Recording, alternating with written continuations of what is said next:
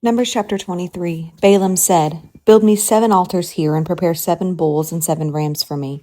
Balak did as Balaam said, and the 2 of them offered a bull and a ram on each altar. Then Balaam said to Balak, "Stay here beside your offering while I go aside.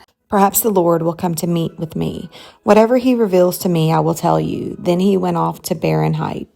God met with him, and Balaam said, "I have prepared 7 altars, and on each altar I have offered a bull and a ram." The Lord put a word in Balaam's mouth and said, "Go back to Balak and give him this word." So he went back to him and found him standing beside his offering, with all the Moabite officials. Then Balaam spoke his message. "Balak brought me from Aram, the king of Moab, from the eastern mountains. Come," he said, "curse Jacob for me. Come, denounce Israel." How can I curse those whom God has not cursed? How can I denounce those whom the Lord has not denounced?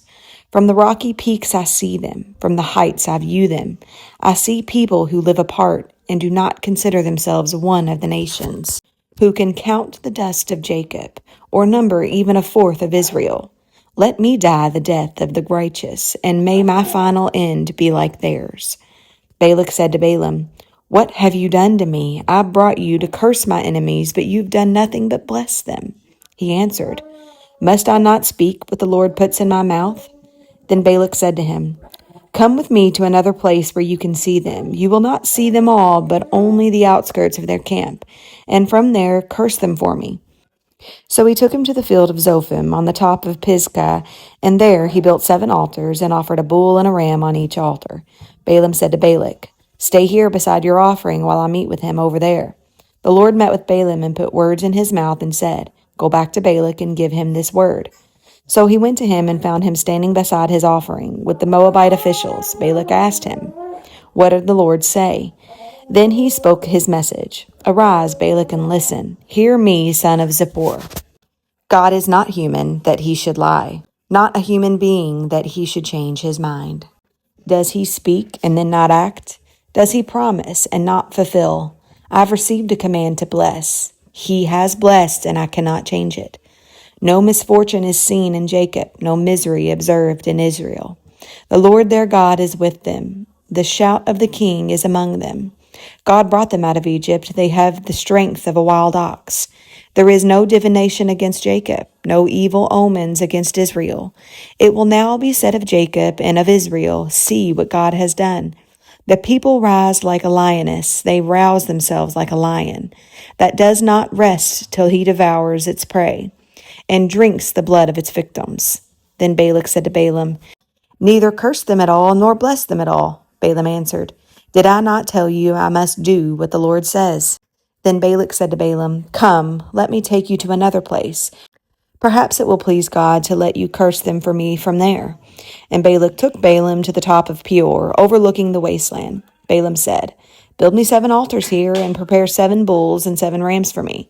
Balak did as Balaam said, and offered a bull and a ram at each altar. Chapter 24. Now when Balaam saw that it pleased the Lord to bless Israel, he did not resort to divination as at the other times, but turned his face toward the wilderness. When Balaam looked out and saw Israel encamped tribe by tribe, the Spirit of God came on him, and he spoke his message.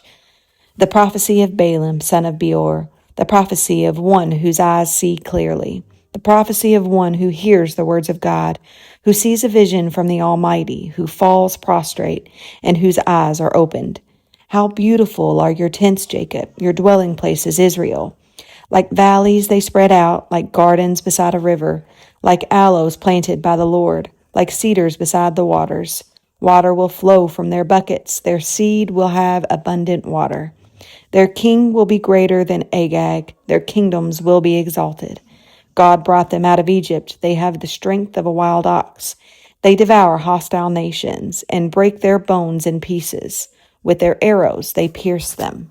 Like a lion they crouch and lie down, like a lioness who dares to rouse them. May those who bless you be blessed, and those who curse you be cursed. Then Balak's anger burned against Balaam. He struck his hands together and said to him, "I summoned you to curse my enemies, but you've blessed them 3 times. Now leave at once and go home. I said I would reward you handsomely, but the Lord has kept you from being rewarded." Balaam answered Balak, Did I not tell the messengers you sent me? Even if Balak gave me all the silver and gold in his palace, I could not do anything of my own accord, good or bad, to go beyond the command of the Lord, and I must say only what the Lord says. Now I'm going back to my people, but come, let me warn you of what this people will do to your people in the days to come. Then he spoke his message, the prophecy of Balaam, son of Beor, the prophecy of one whose eyes sees clearly, the prophecy of one who hears the words of God, who has knowledge from the Most High, who sees a vision from the Almighty, who falls prostrate, and whose eyes are opened. I see him, but not now. I behold him, but not near. A star will come out of Jacob, a scepter will rise out of Israel. He will crush the foreheads of Moab, the skulls of all the people of Sheth. Edom will be conquered. Seir, his enemy, will be conquered. But Israel will grow strong. A ruler will come out of Jacob and destroy the survivors of the city. Then Balaam saw Amalek and spoke his message. Amalek was first among the nations, but their end will be utter destruction. Then he saw the Kenites and spoke his message. Your dwelling place is secure. Your nest is set on a rock. Yet you Kenites will be destroyed when Asshur takes you captive. Then he spoke his message. Alas, who can live when God does this? Ships will come from the shores of Cyprus. They will subdue Asshur and Eber, but they too will come to ruin. Then Balaam got up and returned home, and Balak went his own way. Chapter 25. While Israel was staying in Shittim, the men began to indulge in sexual immorality with the Moabite women, who invited them to the sacrifices to their gods. The people ate the sacrificial meals and bowed down before these gods. So Israel yoked themselves to the Baal of Peor, and the Lord's anger burned against them. The Lord said to Moses, Take all the leaders of these people, kill them, and expose them in broad daylight before the Lord, so that the Lord's fierce anger may turn away from Israel. So Moses said to Israel's judges, Each of you must put to death those of your people who have yoked themselves to the Baal of Peor. Then an Israelite man brought to the camp a Midianite woman right before the eyes of Moses and the whole assembly of Israel, while they were weeping at the entrance to the tent of meeting. When Phinehas, son of Eleazar, the son of Aaron, the priest, saw this, he left the assembly, took a spear in his hand, and followed the Israelite into the tent. He drove the spear into both of them, right through the Israelite man and into the woman's stomach.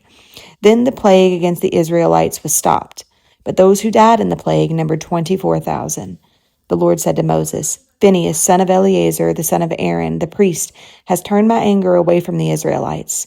Since he was as zealous for my honor among them as I am, I did not put an end to them in my zeal. Therefore tell him, I am making my covenant of peace with him. He and his descendants will have a covenant of lasting priesthood, because he was zealous for the honor of his God and made atonement for the Israelites. The name of the Israelite who was killed with the Midianite woman was Zimri, son of Zalu, the leader of the Simeonite family. And the name of the Midianite woman who was put to death was Cosbi, daughter of Zur, a tribal chief of the Midianite family. The Lord said to Moses, Treat the Midianites as enemies and kill them. They treated you as enemies when they deceived you in the Peor incident involving their sister Cosbi, the daughter of a Midianite leader, the woman who was killed when the plague came as a result of that incident.